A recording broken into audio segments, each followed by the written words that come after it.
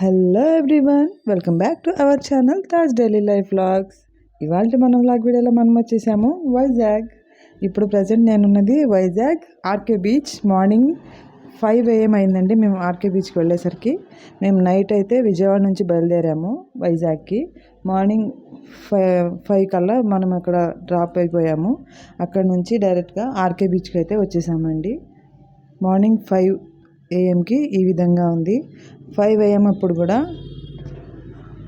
ఎవరి పిచ్చి వాడికి ఆనందం అన్నట్టు ఫోటోలు దిగేవాళ్ళు ఫోటోలు దిగుతున్నారు, రీల్స్ చేసేవాళ్ళు రీల్స్ చేస్తున్నారు, ఎవరి గొలలో వాళ్ళు ఉన్నారు.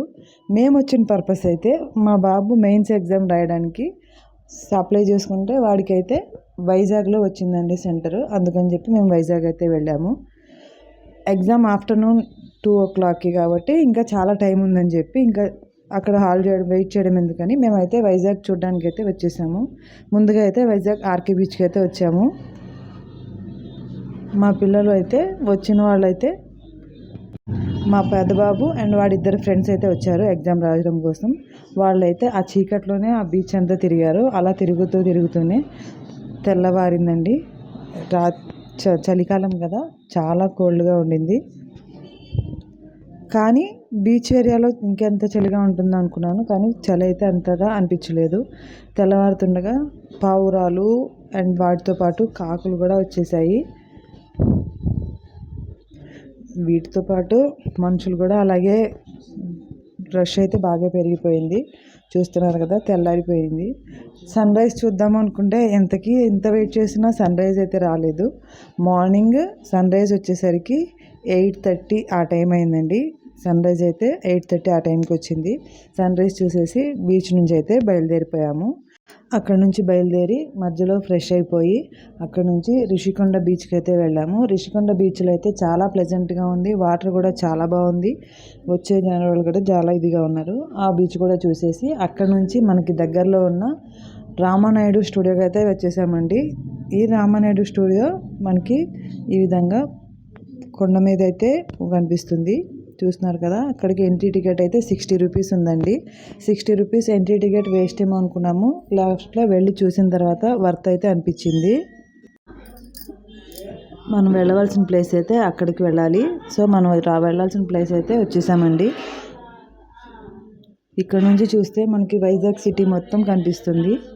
చూసారు కదా, వైజాగ్ సిటీ అంతా చక్కగా కనిపిస్తుంది. మేమైతే స్టూడియో దగ్గరికి అయితే వచ్చేసాము. ఇంత పైనుంచి చూస్తుంటే మనకి ఋషికొండ బీచ్ కూడా చూడండి ఎంత క్లియర్ వ్యూ అయితే కనిపిస్తుందో. ఇక్కడైతే ఈ విధంగా వ్యూ అయితే ఉంది. అక్కడ రామానాయుడు స్టూడియోలో అట్మాస్ఫియర్ అంతా చాలా చాలా బాగుంది. మ్యాక్సిమం షూటింగ్స్ అన్నీ వైజాగ్లో జరగాలి అంటే ఇక్కడే జరుగుతాయంట. సో మేమైతే లోపలికి వెళ్ళాము. లోపలికి వెళ్తే మనం చాలా వరకు మూవీస్లో చూసిన ప్లేసెస్ అన్నీ ఈ రామానాయుడు స్టూడియోలో ఉన్నాయి. నేనైతే చాలా ఆశ్చర్యం అయితే అనిపించింది. మనం అన్ని ప్లేసెస్ చూసింది అన్నీ ఒకే చోట ఉన్నాయి. సీరియల్స్లో కానీ సినిమాల్లో కానీ మనం చాలా వరకు చూసినవన్నీ ఇక్కడ మనకైతే కనిపిస్తాయి. రామానాయుడు గారు తీసిన మూవీస్కి సంబంధించిన ఫోటో ఎగ్జిబిషన్స్, ఆయన లైఫ్కి సంబంధించిన ఫోటో ఎగ్జిబిషన్స్, ఈ విధంగా అన్నీ అయితే ఈ రామానాయుడు స్టూడియోలో అయితే ఉన్నాయి. మేము వెళ్ళే టైంకి సీరియల్ షూటింగ్ అయితే జరుగుతుంది. ఫస్ట్ టైం సీరియల్ షూటింగ్ చూశాను. ఎక్స్పీరియన్స్ అయితే బాగుంది. సుమన్ గారు అయితే ఆ సీరియల్లో యాక్ట్ చేస్తున్నారంట. సో సుమన్ గారు కూడా అక్కడ ఉన్నారు సీరియల్లో. మేమైతే కొంతసేపు షూటింగ్ అయితే చూసేసాము. ఎక్కువసేపు చూడనివ్వలేదు. కొంతసేపు షూటింగ్ అయితే చూసేసి మనం మిగతా రామానాయుడు స్టూడియో అంతా చూసేద్దామని చెప్పి వెళ్ళిపోయామన్నమాట. చాలామంది అయితే ఉన్నారండి వచ్చిన జనాలు మాత్రం.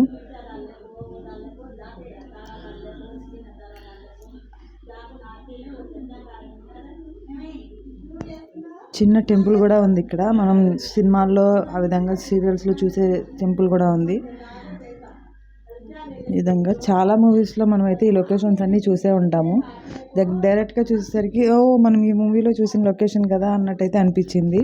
చాలా చాలా బాగుంది లోపలంతా రామానాయుడు స్టూడియో మొత్తం.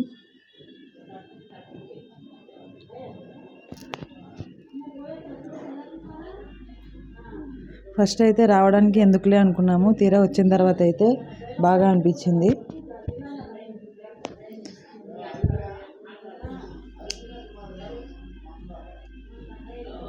అండ్ ఇక్కడికి వచ్చిన తర్వాత 1 నంబర్ కుర్రాడు మూవీలో ఈ బ్రిడ్జ్ సీన్ అయితే నాకు గుర్తొచ్చిందండి. మీలో ఎంతమందికి ఇది గుర్తుందో నాకైతే తెలీదు. నేనైతే ఇదైతే 1 నంబర్ కుర్రాడు మూవీలో అయితే చూసిన బ్రిడ్జ్ అయితే అనిపించింది. ఇంకా చాలా ఇదైతే ఉన్నాయి. సో ఇలా అయితే చూసుకుంటూ మనం రామానాయుడు స్టూడియో అంతా చూసేసి చాలా ప్లేసెస్ అయితే ఉన్నాయి. ఎక్స్పీరియన్స్ అయితే చాలా బాగా అనిపించింది.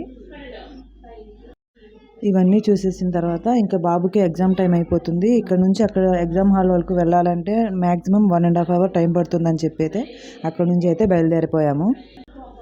అక్కడ నుంచి డైరెక్ట్గా మా బాబు ఎగ్జామ్ జరిగే ప్లేస్కి అయితే వచ్చేసాము. ఎగ్జామ్ సెంటర్ అయితే ఇదండి. చాలా చాలా దూరాల నుంచి చాలామంది స్టూడెంట్స్ వాళ్ళ పేరెంట్స్తో పాటు వచ్చున్నారు. సో ఎగ్జామ్ హాల్ అయితే ఇది. మేమైతే ఒక 1 అవర్ ముందే రీచ్ అయిపోయాము ఎగ్జామ్ హాల్కి. బాబుని లోపలికి అయితే లంచ్ చేపించేసి లోపలికి పంపించేసాము.